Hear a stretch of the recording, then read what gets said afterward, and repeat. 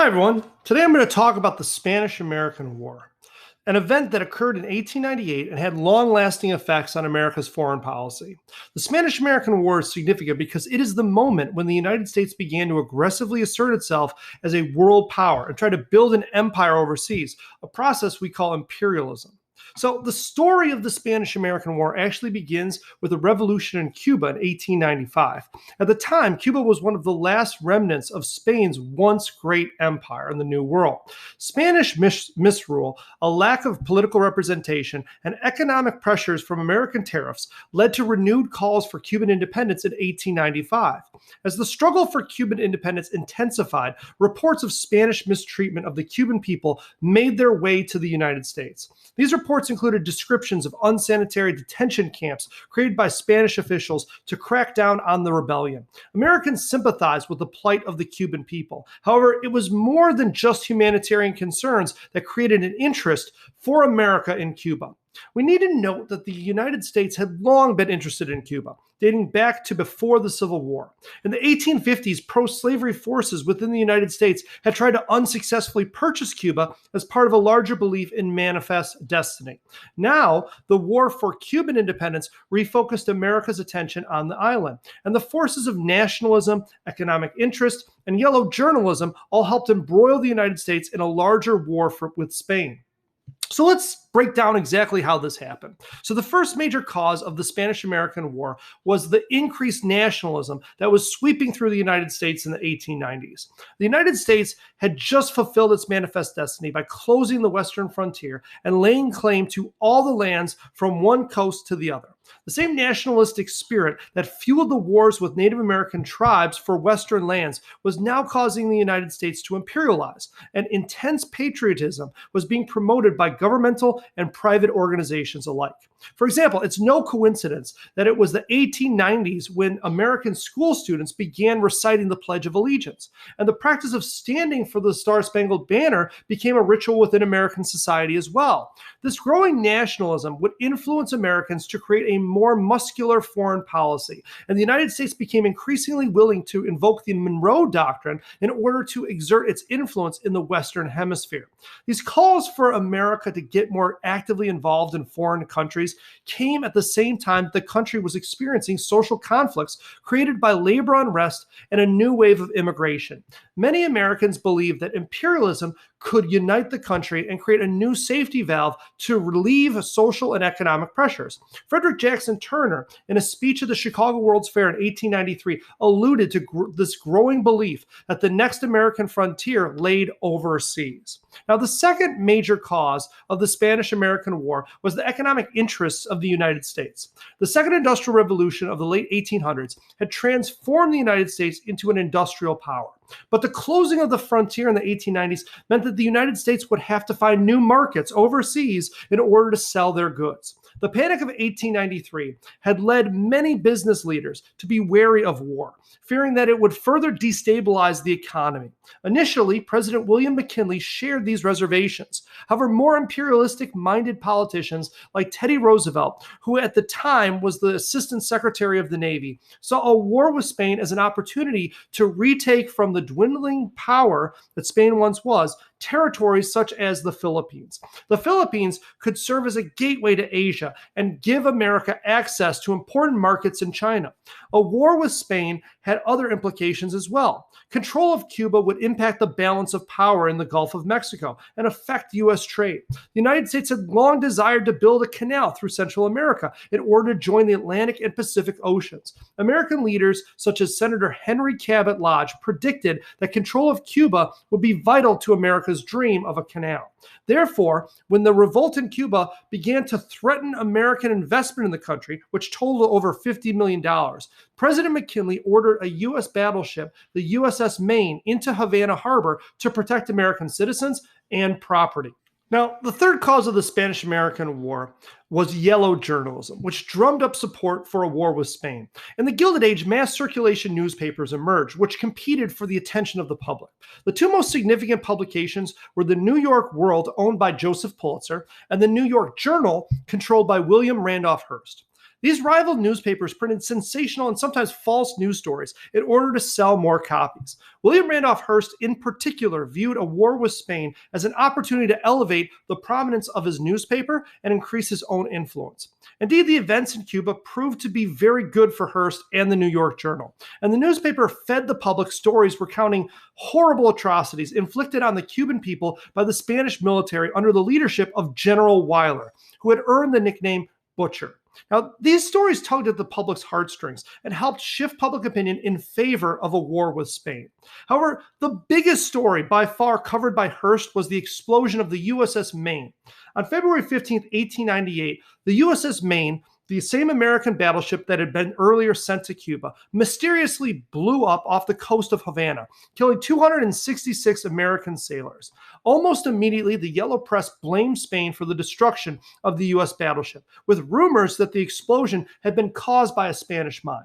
In reality, the explosion of the Maine was probably caused by an accidental explosion in one of the ship's coal bunkers. However, the American public was convinced that the destruction of the Maine was an act of war by Spain, and a rallying cry rose across the entire country proclaiming, "Remember the Maine, to hell with Spain."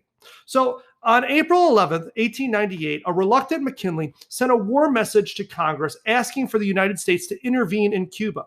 As part of Congress's declaration of war, a proviso was included in what became known as the Teller Amendment. Now, this Teller Amendment stated that when the United States had finished overthrowing Spanish rule in Cuba, the Cuban people would be granted their freedom.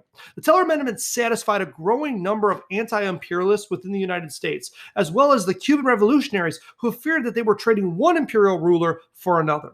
However, in the end, the Teller Amendment would not be able to contain the expansionist mood that was sweeping through America at this time period.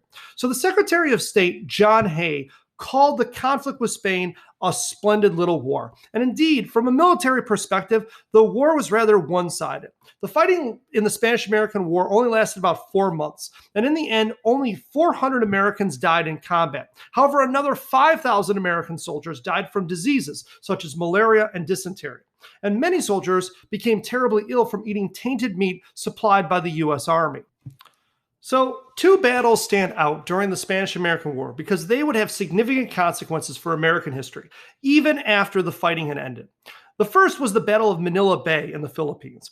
Fought on May 1st, at the start of the war, the United States' modern Navy, under the command of Admiral George Dewey, was able to handily defeat the antiquated Spanish fleet. The Battle of Manila Bay would be the beginning of an increasing American involvement that we're going to see in the Philippines during this time period, and would also persuade American leaders to annex Hawaii in July of 1898. As the American Navy extended itself across the Pacific Ocean, it would need friendly ports for resupply.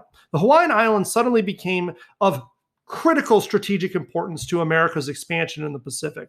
The other major battle was the Battle of San Juan Hill. The Battle of San Juan Hill was perhaps the most heavily publicized battle of the entire war. The battle helped American forces take control of Santiago in Cuba, and it was significant because it made Teddy Roosevelt into a war hero. At the start of the Spanish-American War, Teddy Roosevelt quit his post as Assistant Secretary of the Navy in order to help form a cavalry unit that became known as the Rough Riders. A lover of war, Roosevelt was eager to test his bravery in combat, and his charge up San Juan Hill made him one of the most famous Americans of the era. When the war was over, his status as a national hero helped him become the governor of New York, and then by 1900, McKinley's vice president. The end of the Spanish-American War had far-reaching effects on the United States and its role in the world. The war was ended with the Treaty of Paris, which was negotiated in 1898. As part of the treaty, Cuba was given its independence as promised by the Teller Amendment. However, the United States was unwilling to relinquish all control of the island. The United States military occupied the island in the years immediately following the war. And when the Cuban people drew up a new constitution in 1901, the U.S. forced them to include what became known as the Platt Amendment.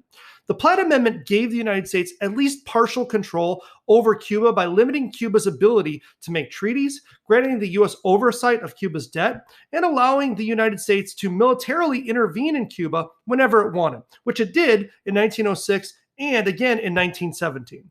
Additionally, the United States leased Guantanamo Bay to serve as an important coaling station in the Gulf of Mexico, which is a part of Cuba that it continues still to control even to this day. So while the U.S. had fulfilled their promise of freeing Cuba from Spain, they had in reality established a quasi-imperialist regime in Cuba that afforded America an enormous amount of influence. The Spanish-American War also helped the United States build an empire overseas. At the end of the war, the United States gained new territories from Spain, including Guam and Puerto Rico. Spain also agreed to sell the Philippines to the United States for $20 million. This last provision, which acquired the Philippines, became by far the most controversial part of the treaty. The Philippines was home to over 7 million people who did not necessarily want to be under the control of the United States. But President McKinley pushed forward with the annexation of the Philippines anyway, reasoning that it was America's responsibility to Christianize and civilize the Filipino people. Filipino rebels under the leadership of Emilio Aguinaldo had fought alongside Americans during the Spanish-American War, believing that the United States would help them gain their independence. When it became clear that the United States intended to take possession of the Philippines, Aguinaldo turned against the United States, leading to a second war. Now, the Philippine-American War is one of the least remembered wars in American history, but it was an important effect of the Spanish-American War, and it proved to be longer and even bloodier than its predecessor. The Philippine-American War lasted from 1899 to 1903, and the conflict cost the lives of over 100,000 Filipinos and over 4,200 Americans. The guerrilla warfare that categorized the fighting led to atrocities on both sides. And in the process of trying to take control of the island, the U.S. military created reconcentration camps and even engaged in the torture of prisoners. Many of these atrocities were circulated back at home by the Yellow Press, and the annexation of the Philippines led to an identity crisis within the United States. An anti-imperialist movement emerged within America to protest the annexation of the Philippines. Represented by organizations such as the Anti-Imperialist League, opponents of American expansion argued that America was abandoning its commitments to self-determination and was turning its back on the ideas of the Declaration of Independence. This group consisted of many prominent Americans at the time, including William Jennings Bryan, who would challenge and also lose to McKinley in the presidential election of 1900. Still, in the end, the ideas of imperialists won out. And as the United States gained control of the Philippines, it began to modernize the island and impose American ideas on the Filipino people. The U.S. poured millions of dollars into the island to expand railroads, sanitation systems, and harbors. It also brought in American school teachers and healthcare workers in order to help foster assimilation. The Philippines had become a part of the growing U.S. empire, and it would serve as a gateway to trade with China until it was given its freedom in 1946. America's decision to imperialize also created new constitutional questions. Many Americans began to ask whether the Constitution followed the flag. In other words, were the people who inhabited newly acquired territories automatically guaranteed the rights of the Constitution? This became the driving issue behind what became known as the Insular Cases. Now, this was a series of cases argued before the Supreme Court beginning in 1901.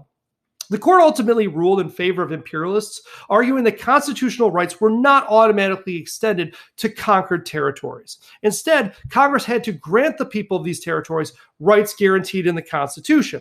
And in some cases, it did. For example, it granted citizenship to Puerto Ricans in 1917.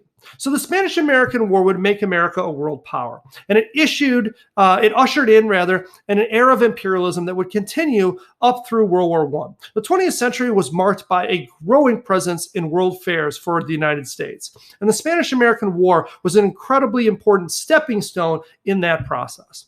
Take care.